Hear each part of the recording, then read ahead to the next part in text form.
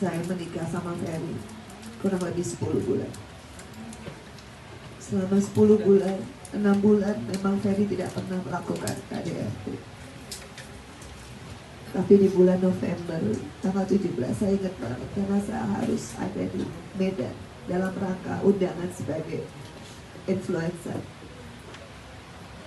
Saya ingat tanggal itu karena habis itu saya harus foto. Jadi di situ saya ingat tanggalnya, kemarin saya baru ingat. Kalau untuk KDRT di luar dari rumah adalah di Medan itu. Di dalam kamar itu pagi-pagi seperti biasa ada keinginan yang tidak terpenuhi. Dan jam 9 saya harus sudah siap sebagai influencer untuk acara talk show. Habis itu saya bilang saya harus siap-siap, saya harus mandi, harus breakfast, harus semua. Habis itu seperti biasa saya udah tahu kalau keinginannya nggak diturutin pasti ada masalah dan benar.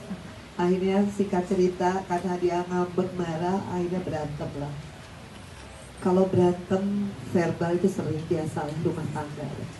Tapi kalau tiba-tiba saya dipiting seperti yang saya tadi sebutkan, dipiting itu adalah mungkin Bang Hotman sudah pernah memperagakan waktu kita di Polda.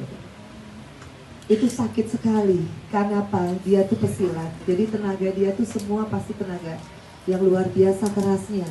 Dan itu selalu mengenai tulang rusuk saya selalu sebelah kiri. Karena kan simpulnya dia tangannya kan di sini ya. Habis itu saya kalau udah kayak gitu saya nggak bisa ngapa-ngapain kecuali kaki saya lemes, tangan saya lemes. Habis itu saya diangkat, didorong ke lantai. Waktu itu lantainya memang karpet, diangkat lagi, didorong lagi ke kursi, diangkat lagi, didorong lagi ke tempat tidur dan dibekap. Tapi memang nggak ada yang bisa nolongin saya karena selalu digedein TV-nya. Jadi nggak ada yang denger saya pada saat itu.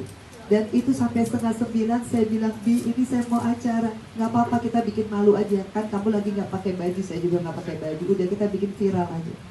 Kita bikin aja viral, kita mati berdua di sini. Di situ saya udah pasrah. Mungkin saya udah mati kali atau apa, saya nggak ngerti itu ancaman atau apa. Dan benar, akhirnya di 8:30 lebih 5 menit kalau nggak salah.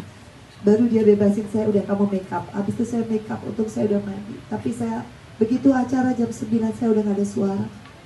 Karena suara saya udah habis, dari jam 6 sampai jam 8:30 lebih saya teriak-teriak.